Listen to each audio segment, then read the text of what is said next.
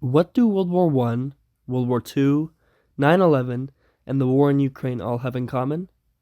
They are senseless tragedies on a scale that can break down the central integrating principles of a society, creating a disconnection with traditional sources of meaning. They are, in short, deeply absurd. Throughout history, tragedies have made humans question the meaning of their existence. When bombs blow up families wholesale, they also have the potential to blow apart sources of cohesion as powerful and varied as religion and reason. When your child dies, there can be no good answer to the question, why? In Friedrich Nietzsche's 1883 book, Thus Spoke Zarathustra, Zarathustra climbs down from his mountain and preaches to the world. He meets a hermit who, after being asked about what he does in his pastime, answers that he makes up songs and sings them to himself. Then he cries, laughs, and yells. Thus does he praise God. In Nietzsche's most famous line, Zarathustra afterwards talks to his own heart, saying, "This old saint in the forest has not yet heard that God is dead." Existentialism, one of the cornerstones of modern philosophy, was born from the fundamental questions surrounding the human condition. It rejected the absoluteness of reason.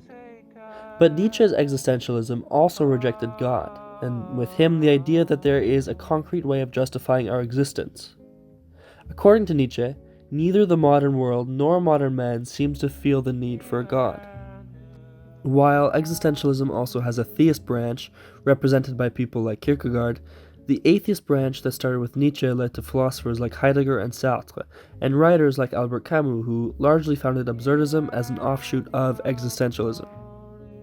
In the mid-20th century, Martin Eslin, a Hungarian-born English playwright and critic, famously coined the term the theater of the absurd. This was the name of his book, based on his research of the many absurdist plays of the 1950s.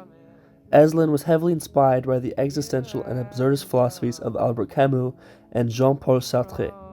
Albert Camus' essay titled The Myth of Sisyphus was one of Eslin's most significant inspirations, and dealt with the absurdity of human existence and the human condition. The word absurd originally meant out of harmony. In modern times, it has been used almost as a cliché to refer to something that is ridiculous, strange, or bizarre. But to Albert Camus and subsequently to the theater of the absurd, it deals with something much more profound. In Eslin's words, the theater of the absurd attacks the comfortable certainties of religious or political orthodoxy. It aims to shock its audiences out of complacency, to bring it face to face with the harsh facts of the human situation as these writers see it. By these writers, he is referring to Samuel Beckett, Eugene Ionesco, and Harold Pinter, among others. Eslin sees the theater of the absurd as an expression of the search for meaning in a world that has been deprived of its center and purpose. As the horrors of World War II and the rise of Nazism and authoritarianism plagued Europe and brought about a sense of despair, this movement attempted to re-establish people's awareness of their ultimate reality. The lifeless, apathetic, and mechanical complacency, and the feeling of human beings secreting inhumanity, as Eslin says, can be seen in the first aspect of the theater of the absurd. The other aspect of this movement is a more sophisticated layer of absurdity, which deals with the decline of religious beliefs during this time period and the need to face the blunt reality of life. In the plays of the dramatists mentioned above, characters are seemingly always stripped of social or historical context. They are always faced with the most basic choices and confrontations of their existence. In Samuel Beckett's Waiting for Godot, time is their main obstacle, thus they are faced with the act of waiting. In Harold Pinter's The Dumbwaiter, the two hitmen are attempting to grasp moral law that is beyond their capabilities in the form of a dumbwaiter constantly requesting food orders. These plays represent the poet's intimate vision and intuition of the human condition, and showcase their individual senses of being. It is what determines the play's subject matter, which thus determines its form. The works of Eugene Ionesco heavily emphasize this point. In Ionesco's play Rhinoceros, the two central characters, Berenger and Daisy, are sitting together on a Sunday morning when they witness a few rhinos charging down the main street of the town. Gradually, more and more civilians of the town are turned into rhinos by the mysterious rhinoceritis disease. In one of the most telling passages, another character, Dudard, tries to convince Berenger to accept the phenomenon. "My dear Berenger, one must take an effort to understand. Everything is logical. To understand is to justify."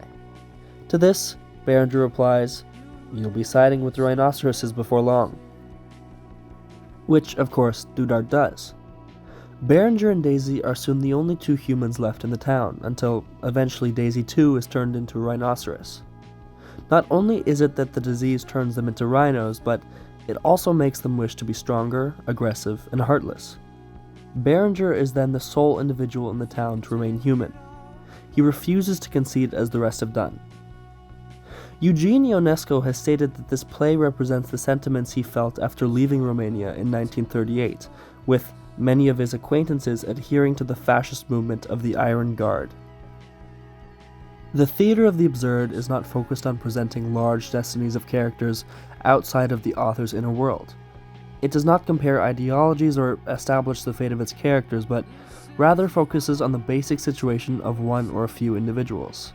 Being situational means the language patterns follow that of poetic images rather than through a cohesive argument. It is often not intended to tell a coherent story, as Dudard says, "To understand is to justify, fascism, etc."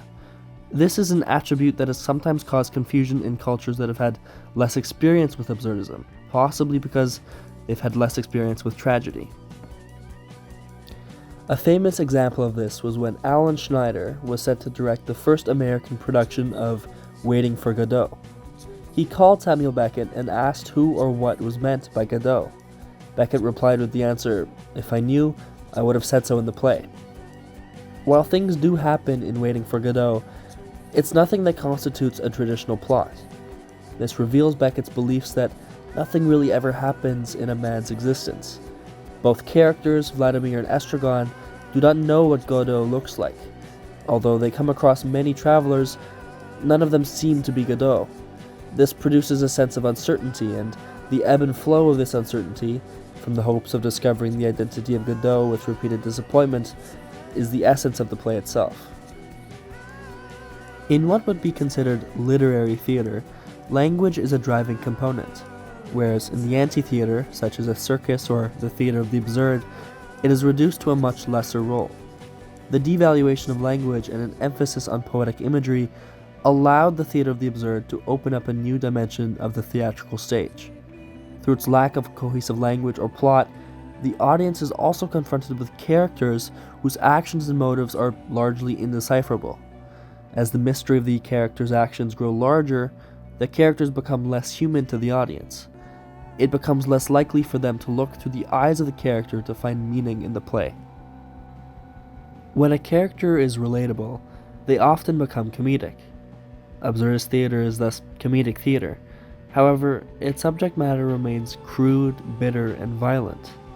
The unmotivated, detached, and mysterious effect of the theater of the absurd defies perhaps every accepted rule of regular drama, yet it works. While at first sight nonsensical, the theater of the absurd is able to speak to a more profound level of audience's psychology. By approaching viewers with the disintegration of plot, character, language, and meaning, it allows the minds of the spectators to enter a mode of active process where they are knocked out of complacency and begin to question their repressed angers or even fears. The theater of the absurd was not the only post-war absurdist movement during the 20th century. Before World War I, it appeared as if Europe was losing its grip on reality. In the world of art, poems began to have words and syntax scrambled across the page. Music was becoming atonal, and the eruption of Cubism in Prague and in Picasso's paintings began to deconstruct the very foundation of anatomy. With the uprise of anarchy and the politically tumultuous time of the Great War, nihilism was at the forefront of people's minds, and quickly art itself began to be criticized. Artists such as Marcel Duchamp began to reject paintings as a whole, saying that it was made for the eye, not for the mind. In 1919, he infamously defaced a copy of the Mona Lisa, with a goatee and a mustache, titling it Elle a un chaud au cul, or she has hot pants. This was intentionally disrespectful, a symbol of rejecting cultural and artistic authorities. Hugo Ball, a German writer considered the founding father of the Dada movement, wrote in 1916 that the image of human form is gradually disappearing from the painting of these times, and all objects appear only in fragments. The next step is for poetry to decide to do away with language for similar reasons. While residing in Switzerland during the war, Hugo Ball made his first appearance in the Cabaret Voltaire, reciting a poem comprised of complete gibberish. The poem was titled Gaji Beri Bimba. In the same way the theater of the absurd confronted man with his ultimate reality, this poem aimed to confront the European public, who had become all too complacent in a war that was far too senseless to have ever needed to begin. Many believed the rhetoric of politicians who said the war had an honorable and righteous cause. For the French, it was seen as their enlightenment. The British saw it as necessary for their growing empire, and the Germans for the unification and aristocracy. This was all while millions of innocent people were being slaughtered in the trenches of the Eastern Front.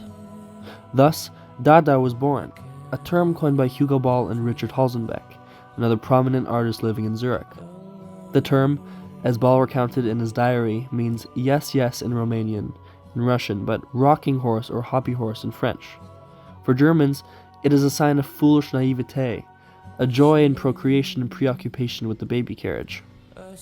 Stemming from a small nightclub in Zurich, Dada quickly caught on, and began to have international recognition within the contemporary art world.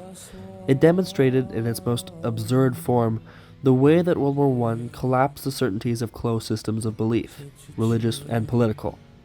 Dada, in parallel to the theater of the absurd that was to come in the next 20 or 30 years, is another expression of the search for meaning in a world that has become purposeless, devoid of its integrating principles. A world where God is dead. Many critics, including Michael Billington, who is considered Britain's longest-serving theater critic, have had a disregard for the continued significance of absurdism outside the lexicon of art and drama in the 20th century. In an article he wrote for The Guardian titled, A is for Absurdism, he said frankly, I think we should see absurdism, a few acknowledged masterpieces aside, for what it is, a movement that has lost its momentum and one that is of little help in explaining to us the complexities of today's world. Yet, over and over, humanity is reminded that God is dead. After a short-lived pause of global turmoil, the turn of the 21st century brought with it an event that permanently changed our world and reignited a sense of absurdity into the daily lives of thousands. In 2005, Jonathan Foer wrote Extremely Loud and Incredibly Close, a novel that looked at post-September 11th society through the perspective of a little boy experiencing his own existential crisis and trying to make sense of the past. Returning back to the theater of the absurd, there are stark similarities between this novel and Waiting for Godot by Samuel Beckett. As with many of the plays of the theater of the absurd, Extremely Loud and Incredibly Close is driven by tragedy. It represents the devastation, cultural paranoia, and despair of American society after the horrors of 9/11. Oscar, a 9-year-old boy who lost his father during the event, goes on a search to affirm the validity of his father's existence. In a sense, his search is meant to unravel for him the absurdity of his father's death. In the same way that the plays in the theater of the absurd focused on the poet's intuition of human existence and of the individual situation, this novel focuses on Oscar's search and the questions he sets out to find answers to. Vladimir and Estragon await the response of Godot, and Oscar pursues the response of his essential questions. Both are led to disappointment in the end. Another convergence between these two pieces of postmodern literature can be seen in the way that they both portray a compelling mix of comedy and tragedy. This is seen primarily through the constructs of language, such as repetitions and non sequiturs. In the opening paragraph of the book, Oscar says, Another good thing is that I could train my anus to talk when I farted. If I wanted to be extremely hilarious, I trained it to say, wasn't me, every time I made an incredibly bad fart. Later in the book, he would make comments at the people he encountered, such as, "You're incredibly beautiful," I told her, because she was fat, so I thought it would be an especially nice compliment and also make her like me again, even though I was sexist. These moments of comedy heavily contrast the bleak, inexplicable images of 9/11 that Oscar describes. I turned on the television. I lowered the volume until it was silent. The same pictures over and over. Planes going into buildings, bodies falling, people waving shirts out of high windows. Planes going into buildings, bodies falling, planes going into buildings, people covered in gray dust, bodies falling, buildings falling, planes going into buildings. The use of repetition conveys the horrific seriousness of what's happening, as well as the constant loop that plays in Oscar's head. Waiting for Godot also has many examples of repetition. Beckett uses this as a way to convey, in similar fashion to Foer, the recital of Estragon and Vladimir's days, their continuous loop of waiting. Estragon takes Vladimir's hat. Vladimir adjusts Lucky's hat on his head. Estragon puts on Vladimir's hat in the place of his own, which he hands to Vladimir. Vladimir takes Estragon's hat. Estragon adjusts Vladimir's hat on his head. Vladimir puts on Estragon's hat in the place of Lucky's, which he hands to Estragon. Estragon takes Lucky's hat. Vladimir adjusts Estragon's hat on his head. Extremely Loud also contains the twofold absurdity that is seen in the theater of the absurd. If only for a brief moment, Oscar touches on the impact that this catastrophe has had on his religious beliefs, and how they have conflicted with the absurdity that surrounds him. Even though I'm not anymore, I used to be an atheist, which means I didn't believe in things that couldn't be observed. It's not that I believed in things that can't be observed now, because I don't. It's that now I believe that things are extremely complicated. Extremely Loud and Incredibly Close serves as an example of how absurdism permeates postmodern literature by making allusions to and contextualizing the historical influences and events that shaped the movement, as well as by using rhetorical devices, structures, and themes that are distinctive to it. His main character, Oscar, is a representation of the process by which absurdity comes to define postmodern art. With the age of the internet and a climbing sense of global interconnectedness, postmodernism saw its decline. There's a debate about when exactly the postmodern era ended, or even if it has ended, but around the turn of the 21st century, a new cultural philosophy emerged: metamodernism. Timotheus Vermeulen, a cultural theorist and author at the University of Oslo, believes that metamodernism oscillates between a modern enthusiasm and a postmodern irony, between hope and melancholy, between naivete and knowingness, empathy and apathy, unity and plurality, totality and fragmentation, purity and ambiguity. While postmodernism was a direct attack on grand historical narratives and modernist utopian ideals, metamodernism is more of a middle ground, a way to step back from both extremes and attempt to focus on storytelling, emotion, and audience engagement. Examples of the metamodern can be seen all around, from comedy and music like Bo Burnham's What and Donald Glover's This Is America, to films from directors like Spike Jonze and Wes Anderson, to TV shows like BoJack Horseman and Breaking Bad. Even memes could count as metamodernism. Metamodernism does not advocate for any particular utopian vision, but it does express an environment in which a desire for utopias has become more prominent, despite acknowledging their futility. Thus, the metamodernist discourse is descriptive rather than prescriptive. It is a way of speaking broadly about the continuous changes connected to structure of emotion for which the postmodern critic's vocabulary is no longer adequate. However, in many cases of metamodernism, styles and themes of the absurd are still prominent. A talking horse, for example. Metamodernism still embraces the absurd, but does so from a position where it can simultaneously critique its usage. Imagine my family in one of those houses that is now destroyed and black. I see my granddaughters running away in panic. Part of the family eventually killed. So the war is an absurdity in the 21st century. That was the UN Secretary General Antonio Guterres. Once more, we are reminded that God is dead. Like World War I, World War II, and 9/11, there never needed to be a war in Ukraine. From the 24th of February of this year until now, the war has been nothing more than a tragic attempt to erase Ukraine's existence as an independent state. The war is completely meaningless, absurd. Over the past 6 months, Ukraine has experienced horrors parallel to that seen in the first half of the 20th century. Towns are dying slow deaths due to lack of food, water, and heating. Playgrounds, hospitals, and schools full of children are being bombed regularly. Putin's grip over the Russian state and his ability to bite off chunks of Ukraine in 2014 with little international resistance has shown outright complacency, in the same way that much of Europe was complacent in the rise of authoritarianism preceding World War II or during the senseless slaughter of World War I. A pattern can thus be deduced. While many believe that absurdism has no use for understanding the complexities of the modern world, a continued rekindling of the themes and styles pioneered by post-war absurdist movements suggests that postmodern literature is intrinsically motivated by search for meaning in a world where tragedy has broken down its central integrating principles and become purposeless.